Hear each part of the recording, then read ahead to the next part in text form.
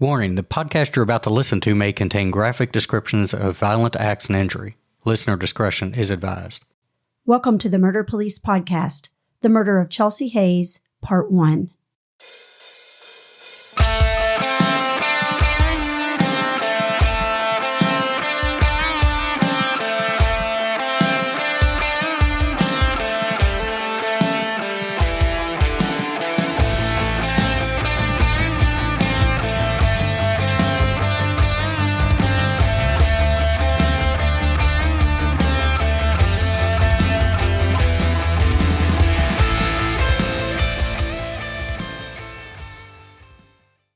Well, Wendy, why don't you tell the listeners and our audience what they're going to hear in these next two episodes that we have to offer? Okay, David. This case is a 2012 murder of a 14-year-old victim by the name of Chelsea Hayes. Took place in Chattanooga, Tennessee. And as you know, we went down to interview the lead detective that worked that case. That's Lieutenant Daniel Francis. And this case had me on the edge of my seat from the moment Daniel started talking. And after the interview was finished, I was still sitting there scratching my head, trying to just wrap my mind around the whole thing. What about you? What captivated you in it? I think pretty much the same thing as you. First of all, I was so impressed with Daniel and how articulate he is and very detailed. The listeners will catch that as well. The other thing, too, is that this case is going to demonstrate the power of observation, the importance of detectives and investigators and police officers using their intuition, because they're going to find out as they listen that they knew something was wrong at this scene. And I'm not going to go any more detail and spoil it because it's actually pretty interesting in that aspect, too. Those are the things that caught me. The other thing on both episodes is for people to listen, because one of the concepts of the Murder Police podcast is to go beyond just the case details. You can watch the news for that. When we talk to these people that actually do the job, and Daniel does an excellent job of this in this case, we want the detectives to get their heart into this. So we hear the passion for the job, and then we also hear what it's like to actually do the work. And that's going to be a special treat for people, especially when Daniel talks about some of the things he did. Yeah, and I would like to add, the irony in this case is that it started out with a missing child call. That's what the call went out as.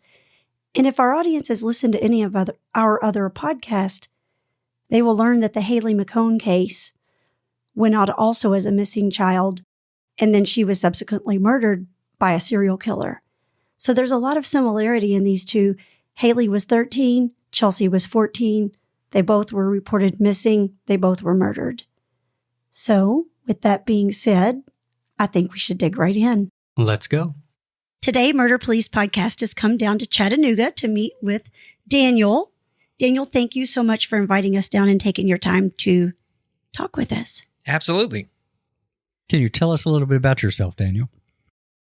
My name is Daniel Francis. I'm a lieutenant with the Chattanooga Police Department.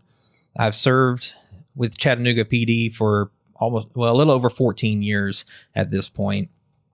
I'm a third-generation police officer. My grandfather served as a reserve officer up in the state of Michigan. My father actually joined the Chattanooga Police Department when I was about 4 years old and worked his way up through the ranks and even spent a bit of time in homicide. And I grew to just love the investigative side of police work through that. And I joined and ended up in homicide after about 6 years of service in the patrol division. Is that about normal? How much time does an officer usually spend in Chattanooga before they go to a specialized assignment? That's a little quick. It's normally you're eligible for a specialized assignment after 3 years, but homicide specifically takes a little bit longer to get there. Our department's about 500 people, so there's several different opportunities that you have to do specialty investigations. I mean, there's traffic, there's canine, there's a whole list of things. But to get over into homicide, it's normally around 10, 12 years. Some people maybe 8.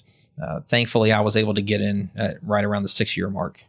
Can I take you back to your dad a little bit? Because that's fascinating. Do you remember growing up watching him do the work, and did that play a role in your interest in this kind of work? Absolutely. When I was 12, Dad took me to my first autopsy, and it was a case where a guy got robbed. And as the robber was walking away, he said, "I know who you are. I'm going to get even." And the guy turned around and just fired one shot in his direction and hit him square in the chest and killed him. And Dad took me to that autopsy at the age of 12. I can remember another time when, of all things, I was on my way to a church youth activity, and Dad got a phone call, and he's like, "Well, I can drop you off at this youth activity, or you can go to me with the scene of this DOA they just found." Like, are you kidding me? Like, I'm going to the scene. Now, I wasn't allowed inside the scene, but I could sit inside his car, right there on the perimeter of the scene, and got to watch all the work that was done. I was probably about 16 around that time, and just found it absolutely fascinating. That's incredible. And I love my dad, but when I was 12, I think the most we did was go swimming. So that, nothing on Dad, but that's an incredible thing. So did you ever watch him bring work home and work on it? Absolutely.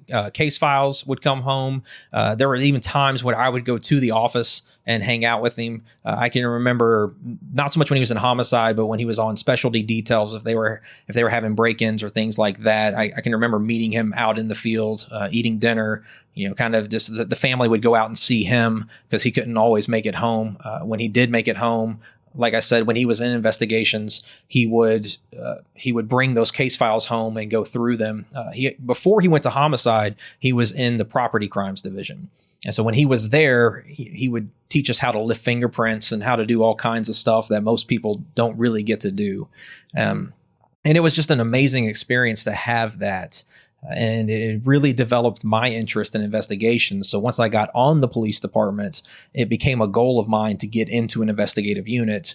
And for me personally, homicide was kind of the pinnacle of the investigative units, because there are very few things that are worse than a homicide. One of the only other things I can think of are some of the sex-based crimes where the victim's left living. But ultimately, with homicides, I felt like I was going after real criminals, real bad guys, people that really needed to be in jail and taken off the streets and make society a better place.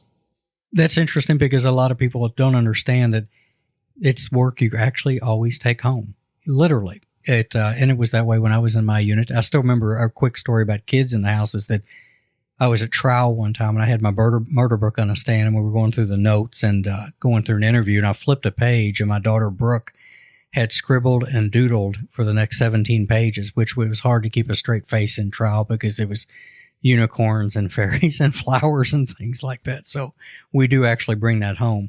Speaking of family, tell us a little bit about your home life. My wife and I have been married for 17 years. We're coming up on 18 years in March.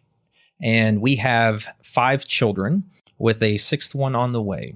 Congratulations. Yeah. So we have a 13-year-old, 11-year-old, 9-year-old, 7-year-old, 3-year-old, and another one due in June. How exciting. No kidding. A busy guy. A busy guy. Mom. What do you mean a busy guy? Well, true. Yeah, she probably has some role in that, I'm sure. I jokingly tell her that what she has to do is more difficult than what I've ever had to do at work. I'll go along with that. You better believe it. I'll tease aside. I'll go along with that. You better believe it. Well, with that said, too, is that give us an idea what this case is about, who the victim is, and just a quick overview, a flyover. It all started with a missing 14-year-old. It was originally reported as a runaway, and eventually it ends up culminating in us locating unidentified DOA, or dead on arrival.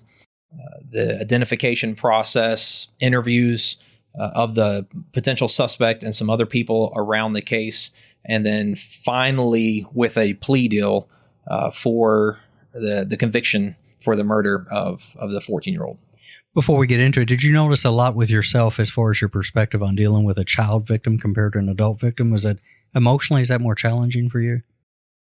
Absolutely. I think this was at the time that I was in homicide. Currently, I got promoted and moved out. So at the time I was in homicide, we also handled rape cases as well as homicides. We have since split that up, and we have a sex crimes unit, and then we have a violent crimes unit. So this was probably the second hardest case I had to deal with. And I don't mean this in a callous way. sometimes when you show up, the victim had made bad choices, which led to their demise. And as difficult as it is to see someone passed away, you can kind of understand what transpired and led to that. With the 14-year-old, even though bad decisions are made, it is very hard to deal with emotionally the fact that she passed away because of her decisions. There's always a sense of genuine innocence. I believe that too, because of that young age. Well, let's talk about her then a little bit. What do we know about the victim? What's her name, and what about her in her life before she passed? So Chelsea Hayes is her name. She was 14 years old, and she went to one of our local high schools. Now, she did have a 15-month-old baby. He was a boy, and she was still living with her mom and grandmother at the time. And just very active, had a ton of friends. People at her school absolutely loved her, and that you would see that play out in the days after she passed away, just between the Facebook postings and all the stuff that the friends did to gather around the family. So tell us, Daniel, what happened when this came out? You said initially as a missing child. What were you doing when that call came out, and how did it turn from missing child to murder victim? It was Saturday, May 12th, 2012. There was a call into the police department about a runaway child. The patrol officers responded and took the initial report. This had happened previously, so the mother wasn't overly concerned with the fact that she was missing. Later that afternoon, Chelsea would call her mother to tell her that she would be returning home that evening. So her mom called back into the police department and let them know that she had made contact with her and that everything was okay. That night, she never returned home. So her mom called back into the police department to let us know that she had failed to return home. The next day was Sunday, May 13th, 2012, and that was actually Mother's Day. So at about 8:04 p.m., I was working and heard over the radio that there was a call of a distressed party. And when patrol got on the scene, they actually got on the radio and advised that it wasn't a distressed party, that it was a deceased party. And I was working with another investigator. I was paired with him. And so I called him, and we ended up calling the patrol officer. And the patrol officer is on the phone. He says, "Look, I don't know exactly what happened, but the story we're being told by the people at this residence does not match what's going on here." And there was the call came out that this party had come up and said she didn't feel good, sat down on the front porch, and they don't know what happened. And the officers arrived to find Chelsea sitting on the front porch, and she was deceased. We responded to the scene. We got there, and upon examining the house to kind of give you a visual idea, there were some steps you would walk up, and then they had a covered front porch. And looking at the house from the street, on the left side of the porch, there was a wicker love seat, and Chelsea was sitting in that love seat right outside the front door.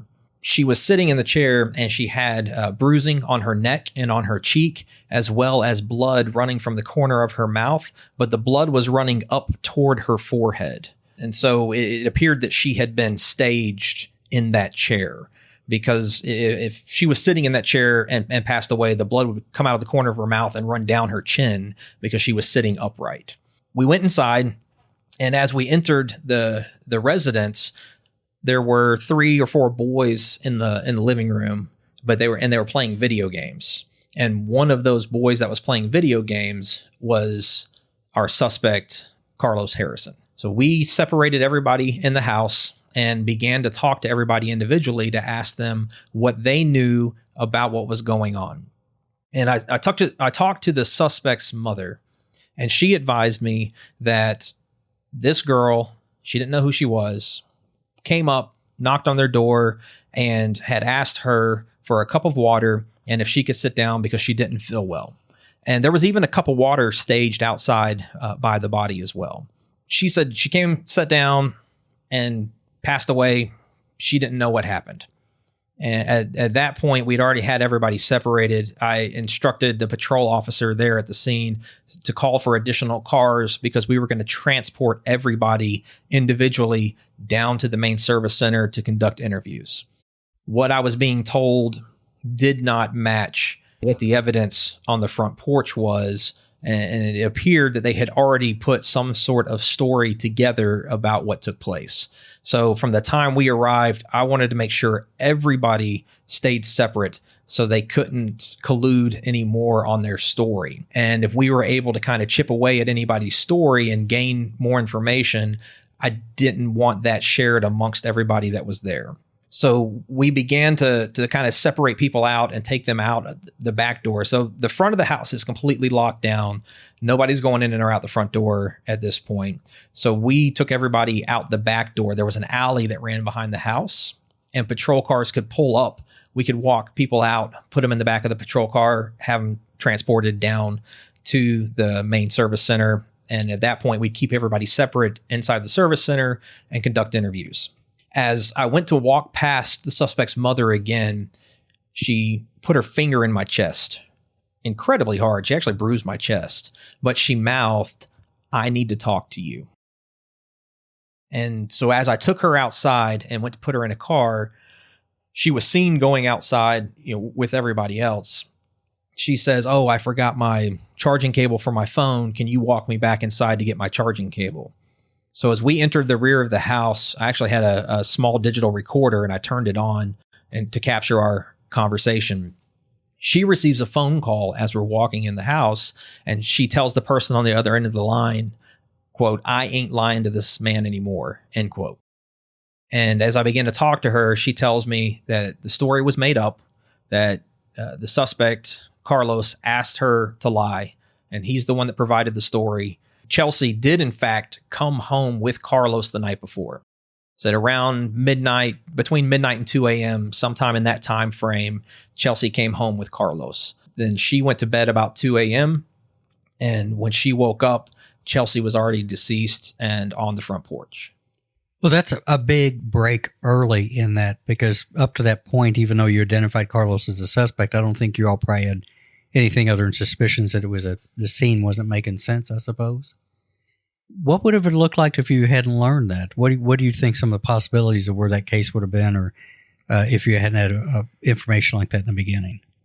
So some of the stuff we actually did after identifying him as the main suspect, it's kind of similar to what we would have done if we didn't have a suspect. So we end up with the medical examiner coming out, and they go through all of their litany of things on their checklist that they document. And as we move toward the autopsy phase, we do things like take samples, all kinds of different swabs from different parts of the body, fingernail clippings, looking for that DNA. And we send all of that stuff off for DNA. And then we did in this case, and we would anyways, is swab everybody there at the house and anybody else that was identified as being at the house during the time we knew she was there, to see if we could possibly get a DNA match. And there actually ended up being some Facebook postings that would help us out as well, where the suspect posted on Facebook saying, this was about 2-3 hours before the police were even called, saying that there was some girl on his porch that was knocked out and he didn't know what was wrong with her. And then while we were on the front porch, before we separated him from his phone, he had made another post saying that she was dead, when the patrol officers had arrived and said that she was passed away. So those types of things are what initially led us to go, there's something here that doesn't add up. But if those things hadn't happened, we'd still go down that DNA route. We're going to look for fingerprints. We're going to look for, if any neighbors have any type of camera systems, and just collect as much information that we can as fast as we can. So while you're having these people transported down to your main facility, was protocol that you will call the coroner and they come and retrieve Chelsea's body, or what did you all do to maintain that crime scene at that point? So the patrol officers that initially arrive, they'll put up crime scene tape and they will hold the perimeter. And we actually have a log that lists everyone that comes in and out of the crime scene. And we try to limit that to only people that absolutely need to come in and out of the crime scene. Initially, when they arrive, there may be a few more people that come and go until we figure out what's kind of going on. Once you realize, oh, she's passed away, I mean, they'll lock that down because you want as few people in and out of that scene as possible because you don't want any cross-contamination. Like I said, if we didn't have a suspect, we're going to look for the DNA. Even with a suspect, you're still looking at DNA. Any level of cross-contamination can absolutely ruin a case. And so you want to limit the amount of cross-contamination that can take place. So we lock everything down. We notify the coroner's office, and the coroner or the medical examiner here, they have investigators that initially come out to the scene, and they work directly with us. And we have a crime scene unit as well. Our crime scene unit, our homicide unit, and the medical examiner investigator team, we all work together. Investigators kind of take a step back, and the medical examiner investigator and the crime scene unit work to document everything around the scene. One of the really neat things that we have, and we've had it for years, is we have a laser that will take measurements, and it actually takes, thousands and thousands of measurements, and it renders a 3D model of the crime scene. And so they will set that up and begin that LiDAR scan of the entire area of the scene before anything is picked up or moved.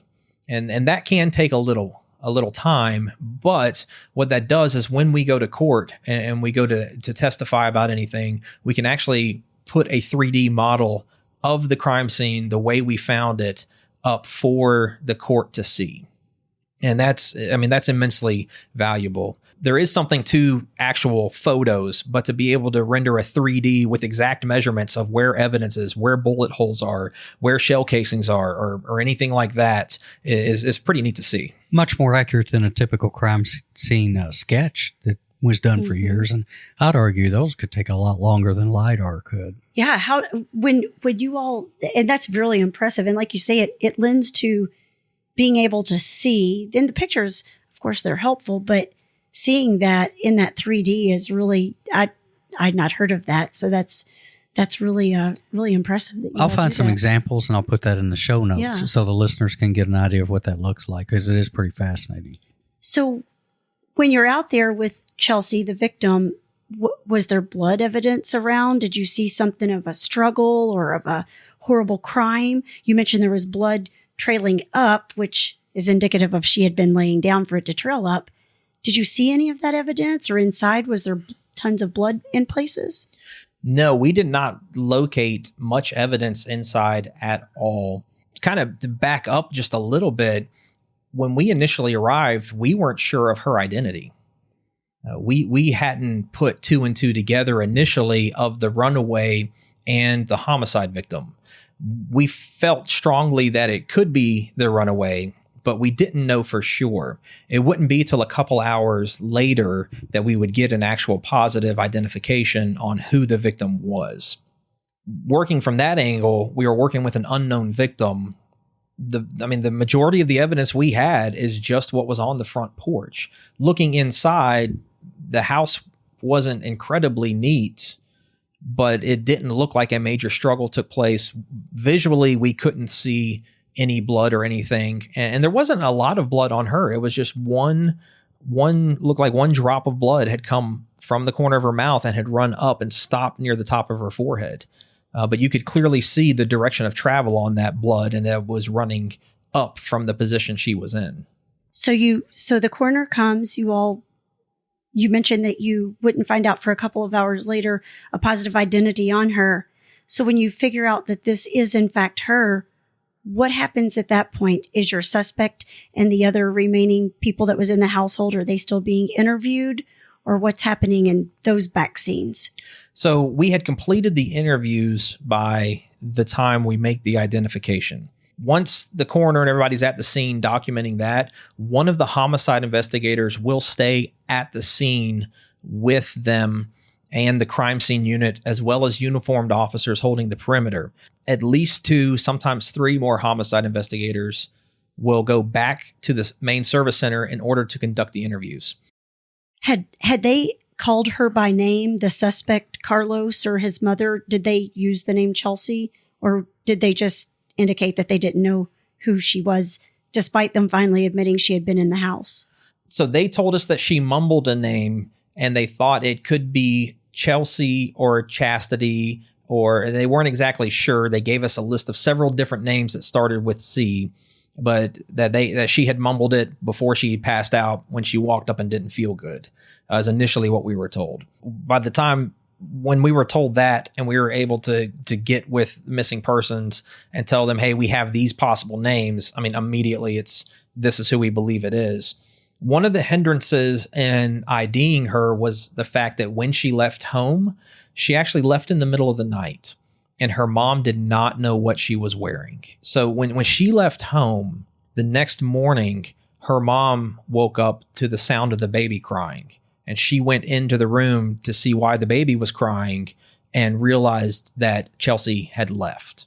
So she had no idea what she was wearing. So we had a name. At this point, we had a name, a date of birth, but we didn't have any other identifiable features about her. Being 14, she didn't have an ID. We didn't have anything else to look for. And so we were actually able to make the identification, the positive identification, from her clothing.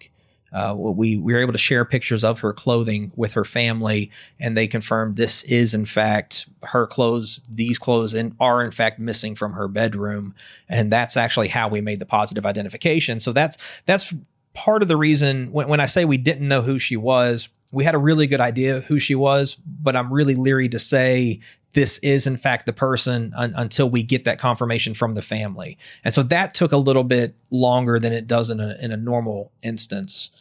So while all of that was going on, we continued to conduct interviews. We interviewed the suspect's mother, her boyfriend, and I mean, he was really straightforward. As soon as he sat down, he just flat said, yeah, Carlos asked me to lie, and I'm not going to. He said, I was here last night. She came home with him. I went to bed. I got up at 9 o'clock and went to work. Everybody else in the house was asleep. When I came home at 5 o'clock in the afternoon, she was on the front porch. And I went upstairs and asked, my girlfriend, the suspect's mother, what's going on with this? And so there was some indication that she had been on the porch for several hours before 911 was called. Did any neighbors report having seen them carry her out to the porch?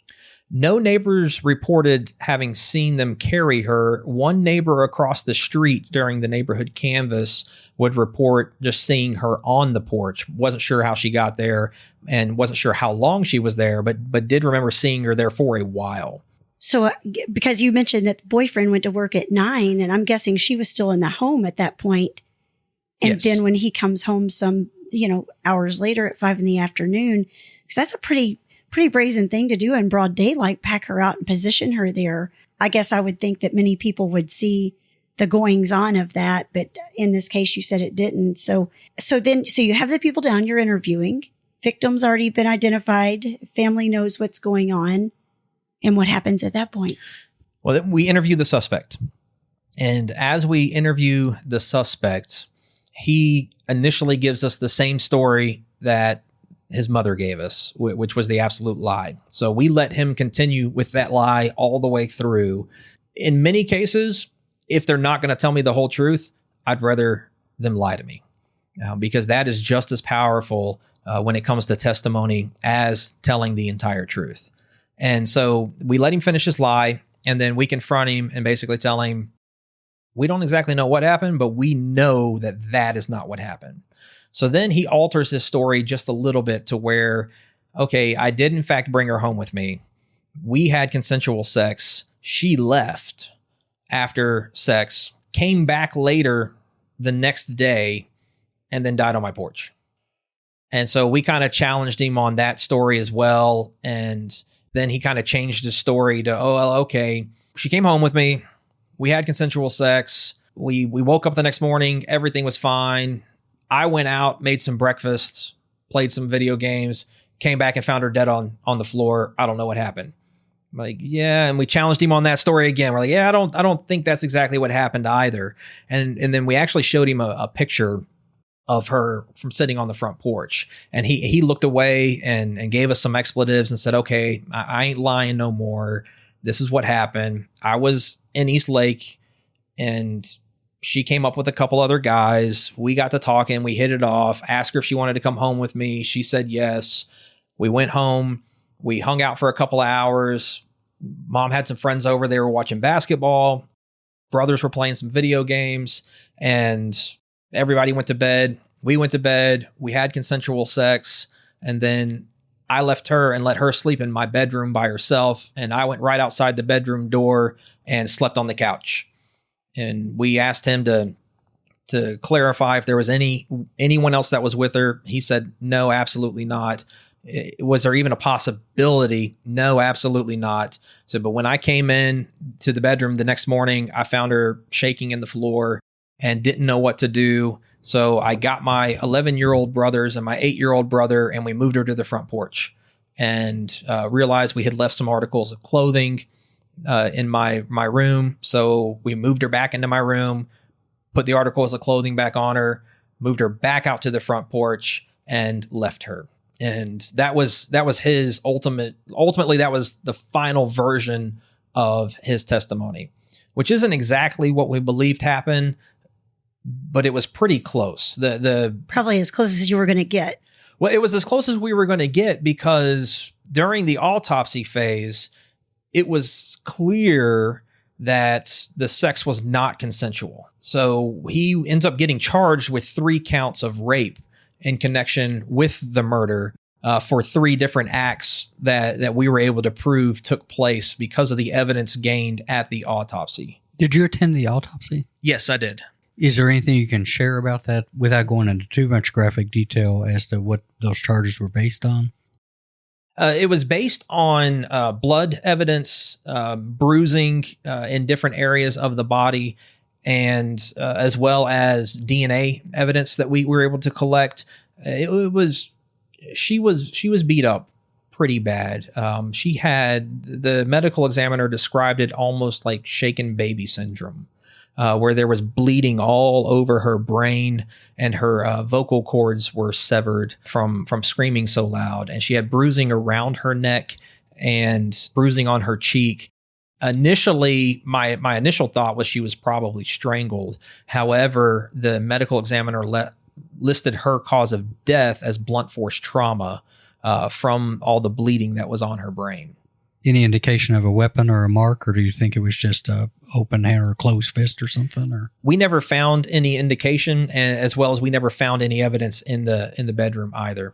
And I guess when you were interviewing him, he hadn't indicated putting any of these wounds on her, strangling her, choking her, hitting her in the head, just nothing. He said multiple times when specifically asked, where did the bruising come from? He said multiple times, I have no idea. She wasn't like that when I left her in my bedroom. I came in and found her like that. I don't know what happened. And that's part of the reason why we kind of pushed him on, could someone else have come in?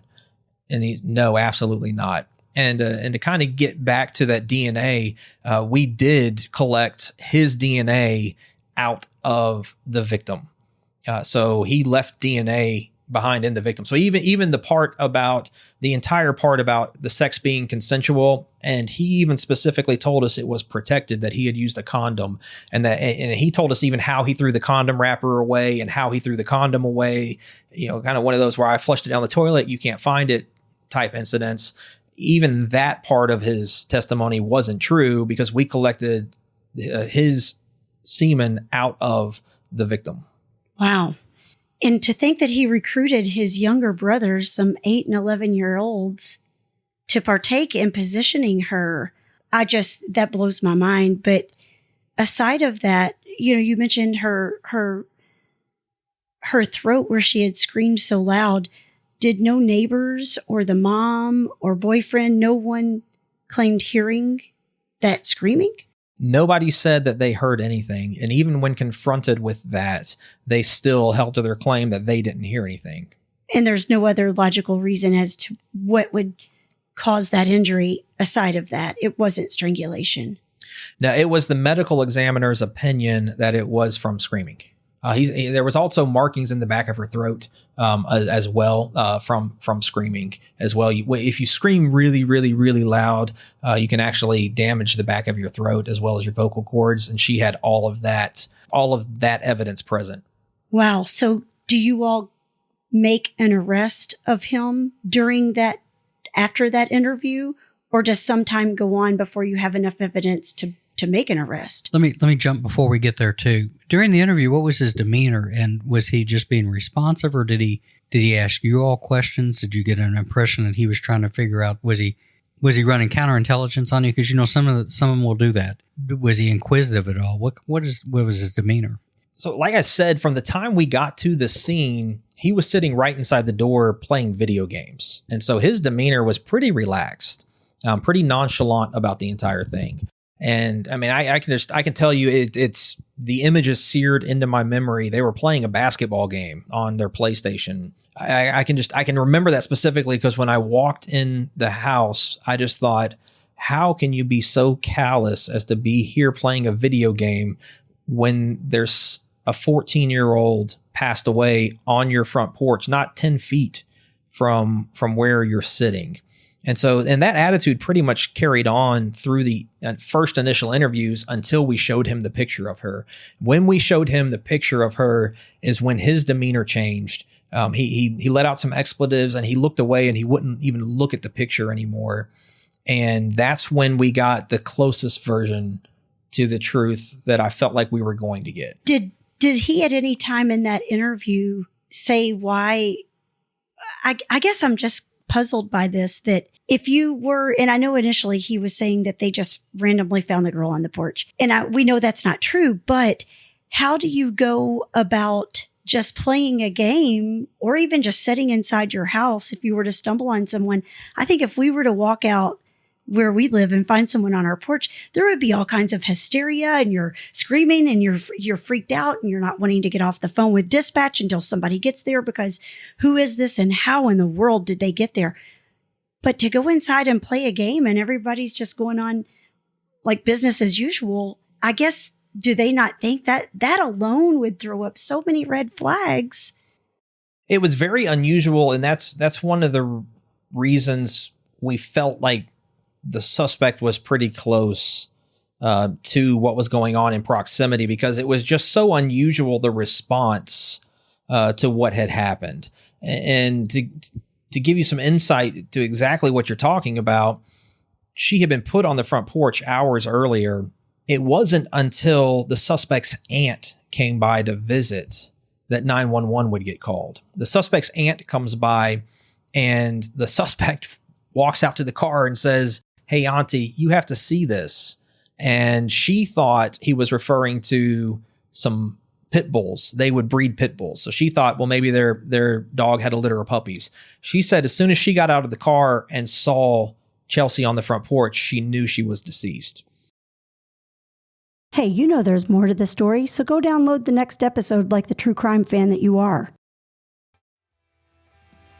The Murder Police podcast is hosted by Wendy and David Lyons and was created to honor the lives of crime victims so their names are never forgotten. This podcast is produced, recorded, and edited by David Lyons. The Murder Police podcast can be found on your favorite Apple or Android podcast platform, as well as at murderpolicepodcast.com, Facebook, Instagram, and Twitter. If you have enjoyed this podcast, please subscribe for more and give us a 5-star review on Apple Podcast or wherever you download your podcast from. And please tell your friends. Lock it down, Judy. Lock it down, Judy. Lock it down, Judy. Lock it down, Judy.